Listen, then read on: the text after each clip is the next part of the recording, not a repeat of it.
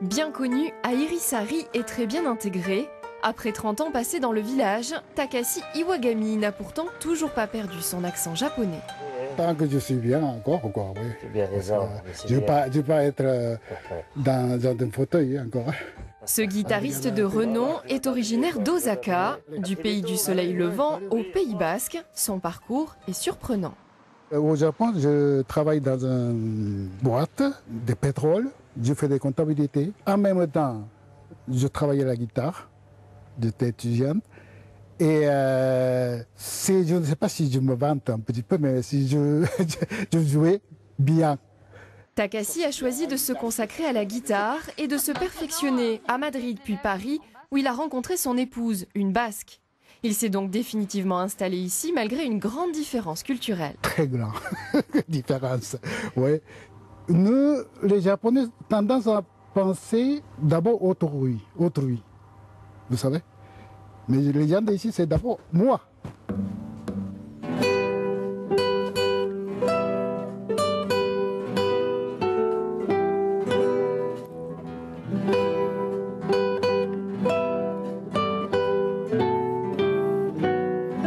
Depuis son village du Pays Basque, Takashi s'est fait une place dans le monde de la guitare.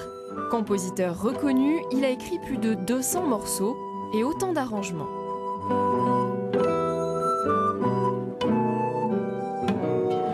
Ces partitions sont jouées dans tous les conservatoires de France au niveau des débutants, parce que ces morceaux sont vraiment très beaux, très originaux, très beaux, et une fois qu'on a commencé ces morceaux, on est complètement addict. Il fait jamais en sorte d'être mis en avant, il est toujours en retrait, il se rend pas compte de ce qu'il fait, je crois. Il a même un concours de guitare à son nom, à Sainte-Maxime.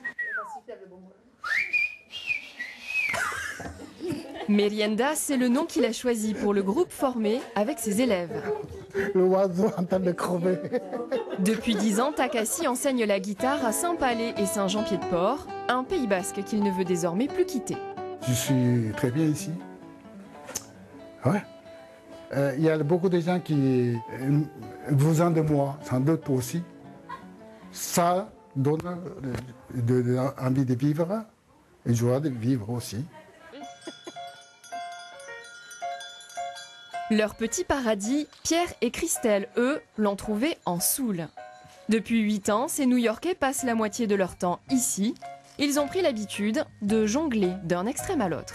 C'est presque exactement le contraire, quoique dans notre quartier à Manhattan, il y a un marché fermier, donc il y a aussi des paysans pas très loin de New York, contrairement à ce qu'on peut croire. Le mode de vie est différent, on passe de la ville à la campagne, on passe de l'anglais au français, tout est complètement différent, mais c'est ça qui nous attire aussi.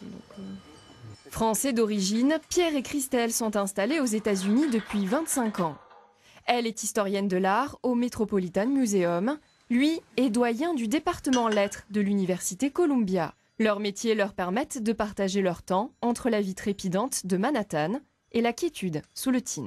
La responsabilité principale en dehors de l'enseignement qui se fait à New York, c'est la recherche, et la recherche, je peux la faire ici. Il me suffit du lien Internet. C'est ce petit fil de téléphone qui est à l'extérieur de la maison, qui est notre liaison avec le monde. Voilà. On imagine que les gens de la campagne en général, ou les gens de la Soule en particulier, ne s'intéressent pas au monde, mais c'est le contraire. Il y a une vraie ouverture, en partie parce que beaucoup de Souletains ont de la famille en Amérique. Et pour nous, ça a signifié un accueil vraiment chaleureux et dont on est très reconnaissant. Leurs enfants ont même été scolarisés quelque temps à Tardette.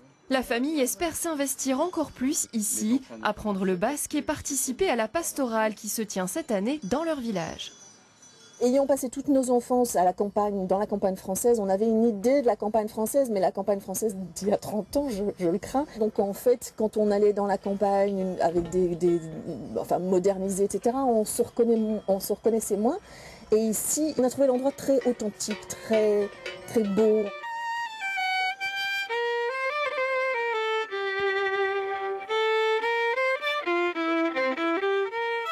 Depuis quelque temps, les sommets souletins et leurs habitants sont bercés par les mélodies de Beethoven, Mozart, Bach. Autrefois violoniste et compositeur au Conservatoire de Londres, Sacha s'est installé à Lacarry, un peu par hasard.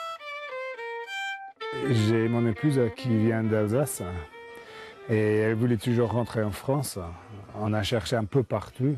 On voulait quand même être un peu en montagne, pas trop loin de la mer.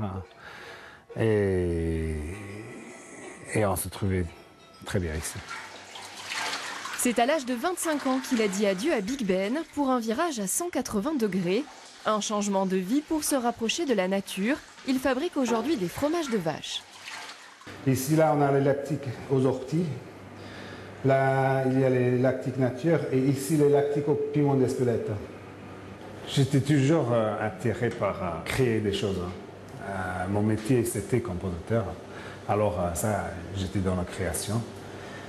Et depuis que j'ai quitté le conservatoire, j'ai fait plein de métiers différents, quoi.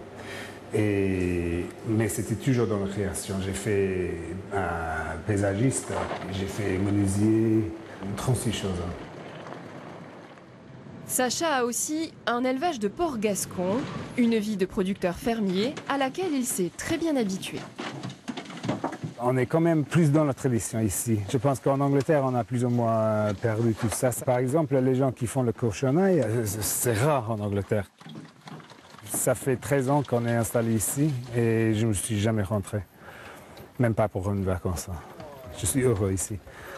Je veux dire que peut-être il pleut un peu plus ici qu'en Angleterre. Cette année au moins. Mais bon, on ne va pas tout avoir non plus.